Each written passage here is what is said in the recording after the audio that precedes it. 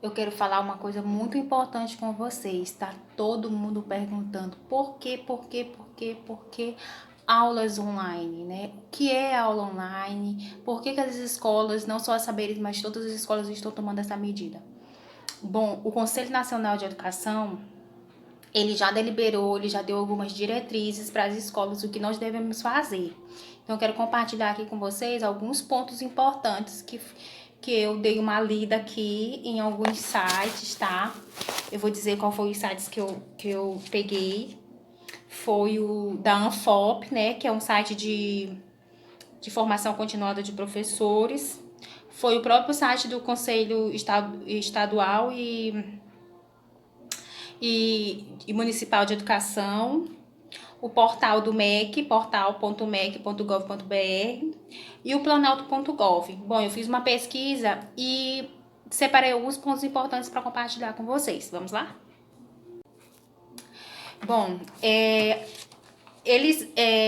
a maioria das coisas que eu li falou nos danos, né? E na reposição, no reparo disso. Bom, a gente sabe que a gente está passando por um momento de calamidade, né? Não só no Brasil, mas no mundo inteiro. E a gente teve alguns danos, né? Que foi a suspensão das aulas presenciais em todas as escolas, não só públicas, mas também como nas privadas. Então, o Conselho Nacional de Educação, ele deu algumas diretrizes para as escolas sobre a reorganização do ano escolar. Porém, nós, enquanto diretores de escola, não só pública quanto privada, a gente tem que analisar e ver quais são as orientações que os órgãos maiores estão dando para a gente, que é a Organização Mundial de Saúde, a própria Unesco, né?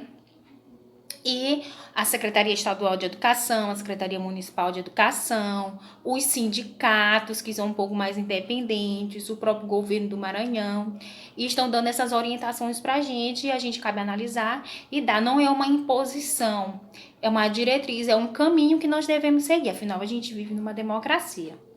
Né? Então, os danos foram a suspensão das aulas, e a gente sabe que aula virtual não é a mesma coisa que presencial, fato. Mas diante do que está acontecendo, é uma alternativa para que a gente não tenha tantos danos escolares.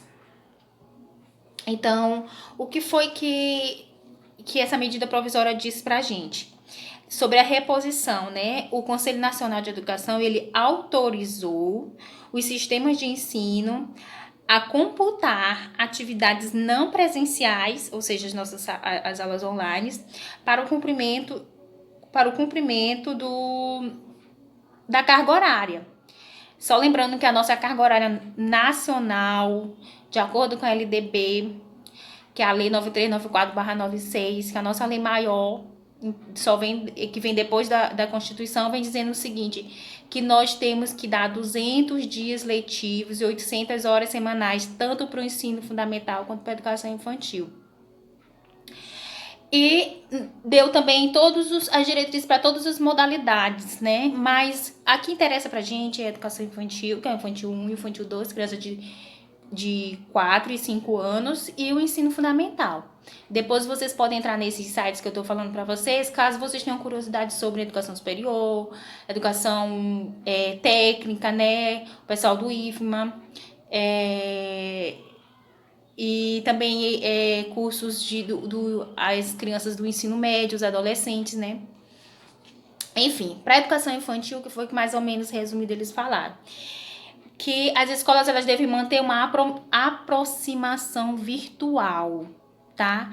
Levando em consideração que nós temos uma diretriz para a educação infantil, que basicamente diz que a criança, ela aprende através da brincadeira, da interação. Então, nós vamos usar essa ferramenta virtual para poder não perder, que a criança não perca o contato com a professora, com os colegas. E também os conteúdos escolares, que também são importantes. Não é porque é educação infantil que a gente não tem esses conteúdos. Para o ensino fundamental, o que o Conselho sugere? Ele sugere que as redes de ensino e escola orientem as famílias com roteiros práticos e estruturados para acompanhar a resolução de atividades com as crianças. tá? E um ponto importante que eles colocam é que as soluções propostas não devem pressupor que os mediadores familiares, tá? Entre aspas, substituam a atividade do professor. Então, as nossas atividades já começaram desde o dia 12. Então, as professoras estão colocando a rotina, estão tentando manter a mesma rotina que tinha em sala de aula, vão manter remotamente, tá? A mesma carga horária, a mesma quantidade de tarefas, a mesma quantidade de aula, seguindo o mesmo horário de aula. Então, a gente precisa da disciplina em casa também, para que a criança esteja no lugar certo, na hora certa, e tenha a disciplina de acompanhar, tal como se ela estivesse na escola. Outra coisa importante que eles falaram é que as atividades não presenciais propostas devem delimitar o papel dos adultos que convivem com os alunos em casa e orientá-los a organizar uma rotina diária. É por isso que eu estou fazendo esse vídeo, para vocês terem conosco, marcar conosco um compromisso, um acordo que nós estamos juntos para manter a qualidade do ensino e aprendizagem da Escola Saberes, tá? Esse é meu recado, um beijo para todo mundo e não esqueçam, fiquem em casa.